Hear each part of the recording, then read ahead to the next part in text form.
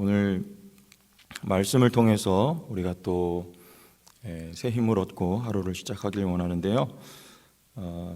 오늘 2장 1절에 이렇게 버릴 것에 관해서 말씀합니다. 그러므로 모든 악독과 모든 기만과 외식과 시기와 모든 비방하는 말을 버려라. 버릴 것. 근데 여기 그러므로 이렇게 시작을 하죠. 앞에 우리 23절부터 25절까지의 말씀을 받고 있는 거예요. 앞에 단락의 키워드는 항상 있고 살아있는 하나님의 말씀, 이게 키워드예요. 하나님의 말씀인데 살아있는 말씀. 오늘 말씀에도 4절 말씀에 보면 돌은 돌인데 무슨 돌입니까? 리빙스톤, 살아있는 돌. 우리 어제 말씀에 1장 3절에도 소망은 소망인데 산소망, 이게 다 누굴 말하는 거죠?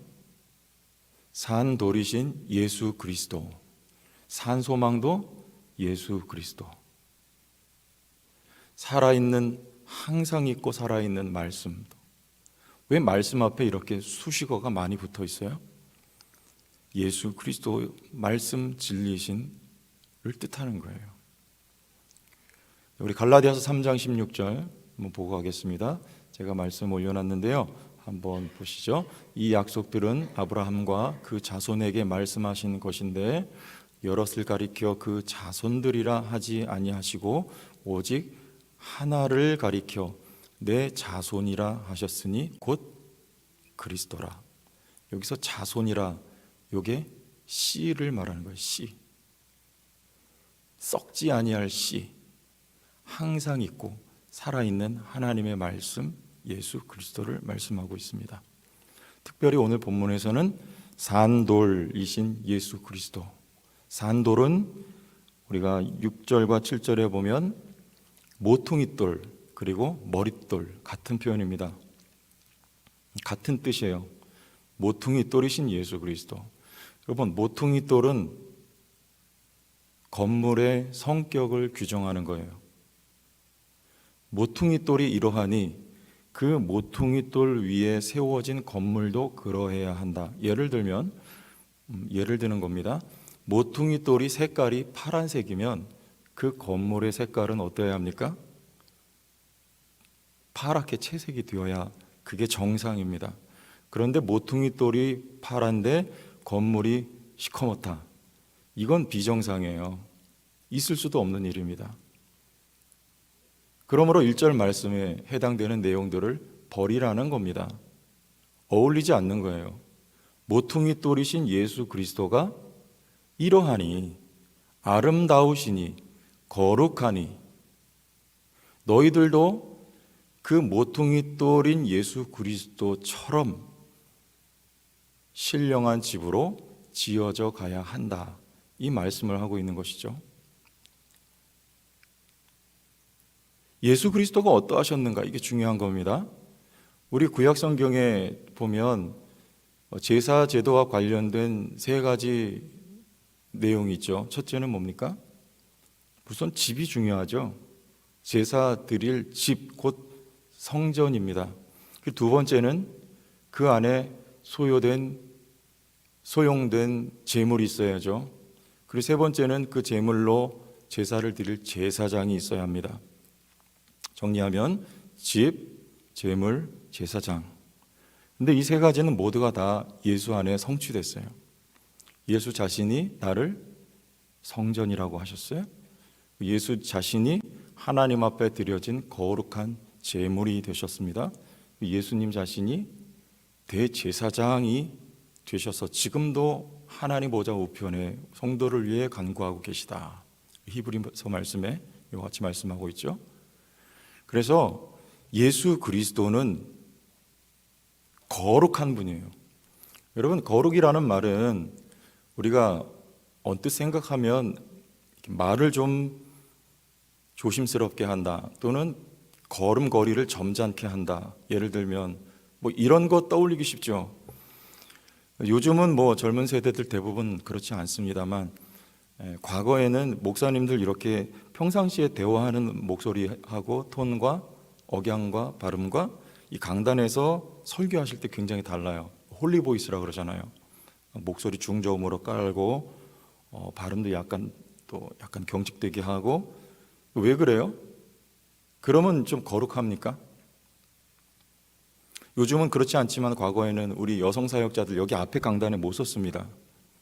여전도사님 그러면 저 앞에 소강대상에서 설교해야 돼요. 왜 그래요? 이게 거룩하다는 거예요. 그러면 여성들은 좀 덜 거룩합니까? 성령을 조금 받았습니까? 이거 신학적으로 다시 조명이 좀 돼야 되는 부분 같아요. 거룩은 그런 게 아니고요. 거룩은 하나님 앞에 구별하여 드려진 것을 거룩이라고 하는 거예요. 그래서 제사 제도와 관련된 모든 건 다 거룩해요. 성전이 거룩한 거예요. 하나님 앞에 드려지기 위하여 구별된 장소예요. 성전. 그리고 그 성전에 있는 모든 기구들을 다 거룩한 것이라고 하는 겁니다. 제물이 거룩하고 심지어는 제사장도 거룩한 거예요.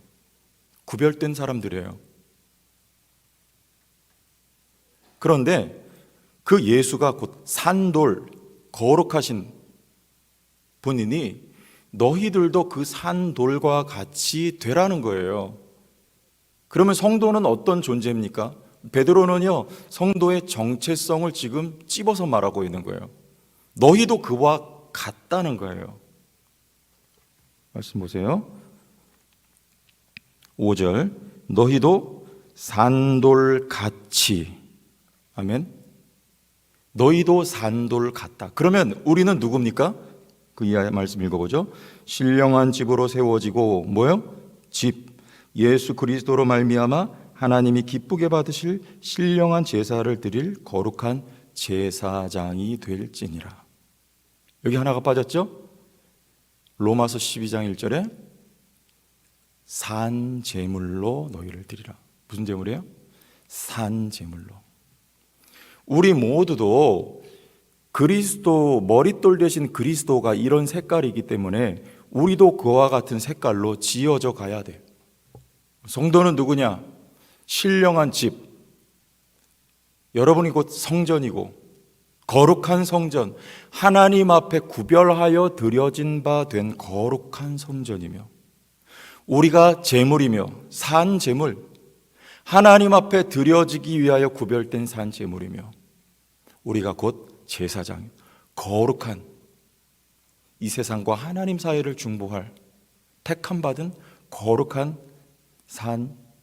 거룩한 제사장이다. 이와 같이 말씀하고 있는데, 이것을 오늘 2장 9절에 이렇게 선포하고 있죠. 우리 다 같이 한번 읽어보겠습니다. 2장 9절 시작. 그러나 너희는 택하신 족속이요 왕 같은 제사장들이요 거룩한 나라요 그의 소유가 된 백성이니 이는 너희를 어두운 데서 불러내어 그의 기이한 빛에 들어가게 하시니에 아름다운 덕을 선포하게 하려 하심이라. 성도는 누구냐? 예수와 같이 산돌로 지어져 가는 존재. 그래서 택하신 족속. 예수 그리스도를 하나님이 택하셨어요. 우리도 택하신 족속이요. 예수 그리스도가 왕이실, 우리도 왕 같은 제사장, 거룩한 제사장. 그리고 하나님 모든 나라 가운데에서 선택하여 부르신 하나님의 나라, 하나님의 소유. 우리의 삶이 이렇게 채색되어져 가야 돼요. 성도 교회가 이런 색깔로 채색되어져 가야 돼요. 여러분이 누구냐? 이게 중요한 겁니다. 어울리지 않는 색깔은 버리라는 거예요. 이것을 어떻게 해요? 하나님의 아름다운 덕을 선포하게 하려고 하나님이 이렇게 역사하셨다는 것입니다. 내가 누군데 나 같은 죄인을 하나님이 예수 그리스도의 피로 피 뿌려 하나님의 거룩한 것으로 구별하여 세워주셨으니, 누구처럼요? 나는 자격이 없지만 그리스도의 피공로로 말미암아 예수 그리스도처럼 우리도 산 돌과 같이 하나님이 세워주셨으니 그 은혜를, 그 덕을 선포하라고. 성도 교회요, 이와 같은 교회가 될 수 있기를 주의 이름으로 축복합니다. 선포하라고. 선포는 어떻게 합니까? 제천에서 서울을 이렇게 가잖아요. 그러면 서울 진입할 때 서울을 중심으로 강동 쪽으로 진입을 해요. 제천에서 이렇게 올라가니까 중부고속도로 타고 쭉 들어가면 강동구 올림픽대로 타고 들어가면 제일 먼저 보이는 게 있어요. 건물이. 어떤 건물이죠? 102층짜리 그 롯데타워가 딱 보입니다. 미세먼지 없는 날 잘 보여요. 이게 뭐예요? 실제로 성경에 이 선포하다는 말을요, 보여준다는 말로 번역했어요. 영어 성경 보면. 보여주는 거예요. 뭐 어떻게 하면 가장 잘 보여줍니까? 그냥 잘 서 있으면 돼요. 신령한 집으로 지어져 가고 세워져 가면 우리 한 사람 한 사람이 산 돌과 같이 세워져 가면 우리 교회를 보는 모든 이들이, 성도 한 사람 한 사람을 보는 모든 이들이 그의 삶을 보고 하나님의 은혜를 보게 된다, 영광 돌리게 된다, 이 말입니다. 근데 중요한 건 무슨 집입니까? 오늘 5절 말씀 보면 신령한 집으로, 신령한 제사를 드린 거룩한 제사장으로. 여기서 신령하다는 말은요, 영적이란 말이에요. 그럼 우리에게 있는 영은 어떤 영입니까? 이 세상에 있는 영은요, 악한 영이에요. 성도 가운데, 교회 가운데 운행하시는 영은요, 성령이에요. 예배도 신령과 진정으로, 이건 성령과 진리로, 그런 말이에요. 집은 집인데 영적인 집이에요. 육적으로 보면요, 전혀 아닌 것 같아요. 예수 그리스도를 육적으로 보면요, 그는 메시아도 구세주도 아니에요. 흠모할 만한 것이 아무것도 없습니다. 그러나 영적으로 보면요, 그는 보배롭고 산 돌이신 하나님의 아들 예수 그리스도예요. 성도도 마찬가지입니다. 우리 서로가 서로를 바라볼 때 신령한 집입니까? 나 자신을 바라볼 때 신령한 집입니까? 아닙니까? 우리 영적인 눈으로 볼 수 있어야 돼요.